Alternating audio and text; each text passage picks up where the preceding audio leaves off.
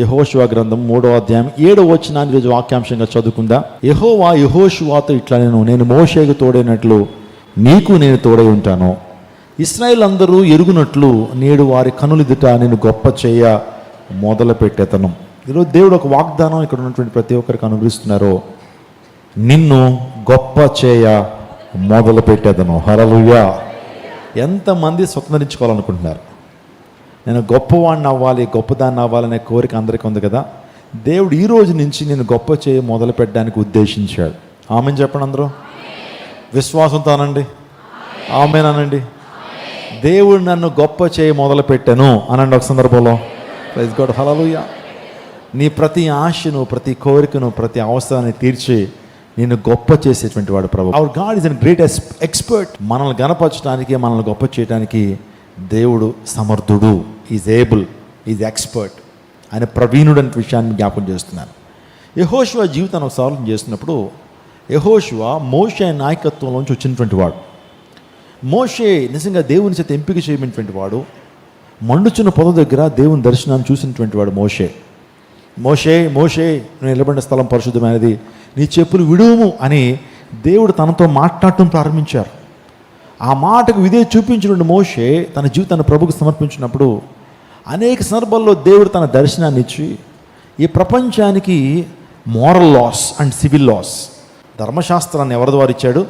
మోషే ద్వారా ఇచ్చాడు. చూడండి, దేవుని మాటకు విధేయత చూపించడం మనం నేర్చుకున్నప్పుడు దేవుడు మనతో మాట్లాడతాడు, తన దర్శనాన్ని మనకి ఇస్తాడు, మనల్ని ఆశీర్వాదానికి కారకులుగా ప్రభు చేస్తాడు. మోషే దేవుని మాటకు విధేయత చూపించాడు, తన జీవితంలో ఆశీర్వాదాల పరంపర ప్రారంభించబడింది. కాబట్టి మన జీవితంలో విధేయత చాలా ప్రాముఖ్యమైన విషయాన్ని జ్ఞాపకం చేస్తున్నాను. యెహోషువ కూడా మోషే నాయకత్వం నుంచి వచ్చినటువంటి వాడు. మోషేకి చాలా నమ్మకస్తుడిగా ఉండేటువంటి వాడు యెహోషువ.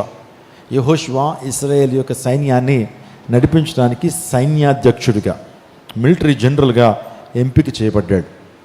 యెహోషువలో కూడా మోషేలో ఉన్నటువంటి గొప్ప విధేయత, మోషేలో గొప్ప విశ్వాసము, దేవుని మీద ఆధారపడేటువంటి లక్షణము, దేవుని మాటకు విధేయత చూపించే లక్షణం ఎవరిలోకి వచ్చింది?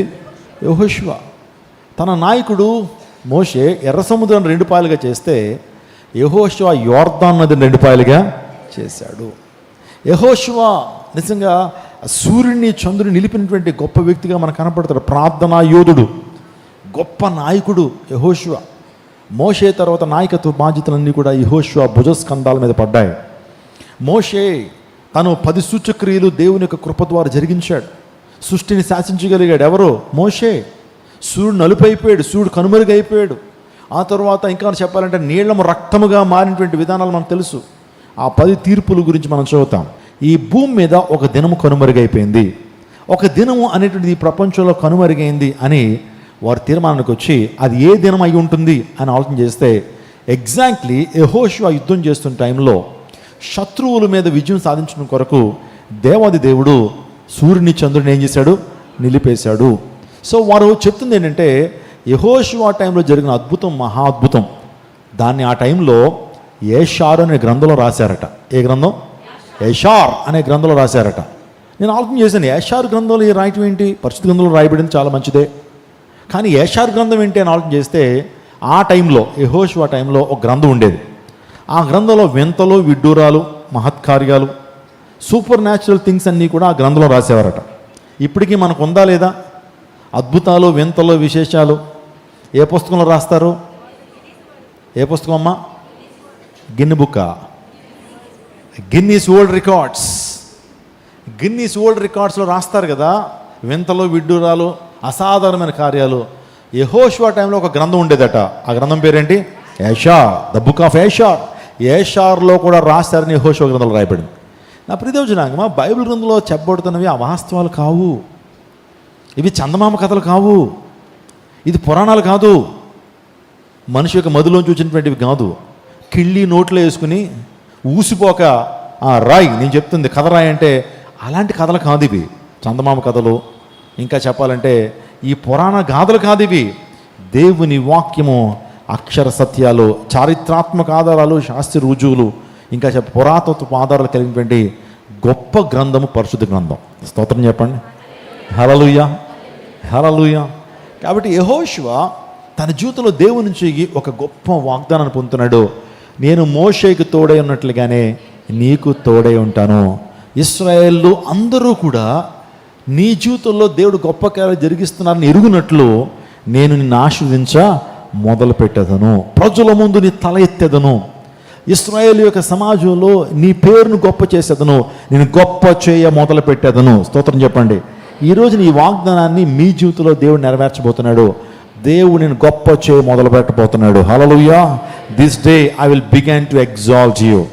This day I will begin to exalt you. నిన్ను ఎగ్జాల్ట్ చేయడానికి, నిన్ను గణపరచడానికి, దేవుడు నిన్ను ఆశీర్వదించడానికి ఈ దినంలో దేవాదేవుడు సిద్ధపడుతున్నాడు. ఈ సంవత్సర కాలంలో ఎంతమంది దీవెన పొందాలని ఆశపడుతున్నారు, ఎంతమంది ఎగ్జాల్ట్ చేయబడాలని ఆశపడుతున్నారు, ఎంతమంది తలలు పైకెత్తబడాలని కోరుతూ ఉన్నారు, ఎంతమంది తోకగా ఉండాలనుకుంటున్నారు. ఎవరో చేతులు ఎత్తున్నారు. ఎంతమంది తోకగా ఉండాలనుకుంటున్నారు? తోకగా ఉంటావా, తలగా ఉంటావా? దేవుడు ఎలా చేస్తాను, నేను తోక వలె చేస్తానన్నాడా, తలగా చేస్తానన్నాడు. చెప్పండి, మీరు ఆహార ప్రియులు, భోజన ప్రియులు కాబట్టి చేపలో తల బాగుంటుందా, తోక బాగుంటుందా? తలే బాగుంటుంది. అందుని బట్టి ఎప్పుడు మనం ఎలా ఉండాలి? హెడ్గానే ఉండాలి, అంతేగాని టైల్గా ఉండడానికి వీల్లేదు. తలగా దేవుడు మనం చేస్తానని వాగ్దానం చేశాడు. నేను నిన్ను ఆశీర్వదించ మొదలు పెట్టేదను, నిన్ను హెచ్చించ మొదలు పెట్టేదను, నిన్ను గొప్ప చేయ మొదలు పెట్టేదను అన్నాడు. యెహోషువని గొప్ప చేశాడా లేదా? యెహోషువని బహుగా దీవించాడా లేదా? యెహోవాను అనేక మందికి ఆశీర్వాద కారకుడిగా చేశాడా చేయలేదా? నా ప్రయోజనాగమా, యెహోషువ దీవెన పొందటానికి అసలు ఎగ్జాల్టేషన్, ఇంగ్లీష్లో ఈ మాట గొప్ప చేసేదన్న మాట ఎగ్జాల్టేషన్ అనేటువంటి మాటను ఉపయోగించారు. ఎగ్జాల్టేషన్ అనే పదాన్ని ఉపయోగించడం జరిగింది. దేవుడు ఆయన యొక్క విధానం ఎలా ఉంటుంది, what is the God's nature, దేవుని యొక్క స్వభావం ఎలా ఉంటుంది అని ఆలోచన చేస్తే, God's exaltation as a divine timing. ఈ మాట అనండి, God exaltation as divine timing. అంటే ఆయన ఒక టైమింగ్ ఆయన అనుకరిస్తారు, లేకపోతే అనుసరిస్తారు. ఆయన టైమింగ్లోనే ఒక మనిషిని ఏం చేస్తారు, ఆయన టైంలో మనల్ని ఏం చేస్తాడు, ఎగ్జాల్ట్ చేస్తాడు. యెహోషువ తను హెచ్చించుకోవడానికి ఏనాడు ప్రయాసపడలేదు. నేను హెచ్చింపబడాలి అనేటువంటి ఆ యొక్క ప్రయాసం అతను పడలా. దేవుని కొరకు కనిపెట్టాడు. దేవుడు నన్ను తగిన కాలం హెచ్చిస్తాడనేటువంటి ఆ కనిపెట్టుట అనేటువంటి అంశము యెహోషువలో చూస్తున్నాం. దేవుడు కూడా మనల్ని తగిన కాలం ఏం చేస్తాడు, హెచ్చిస్తాడు.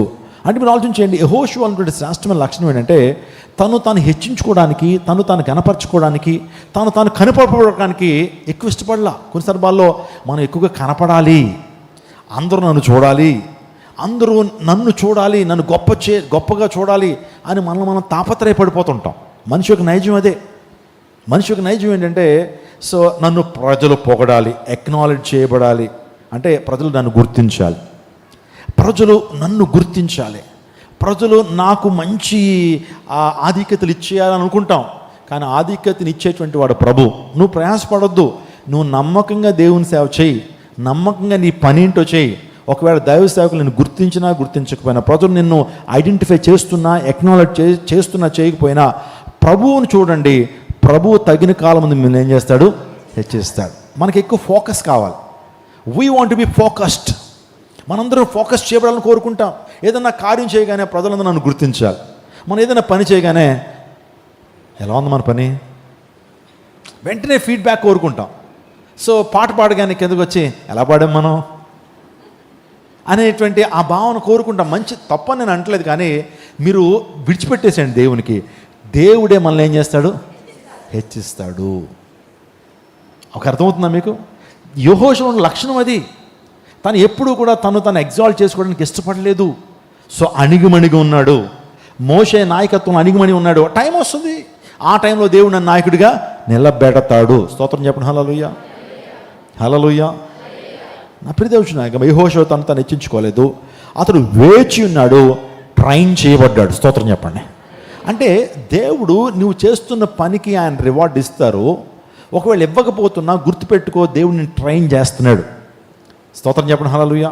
యెహోషువ మోషే నాయకత్వంలో ఆయన శిక్షణ పొందుతున్నాడు. దేవుడు సరి అయిన సమయంలో దీవిస్తాడని విశ్వాసంతో జీవించాడు.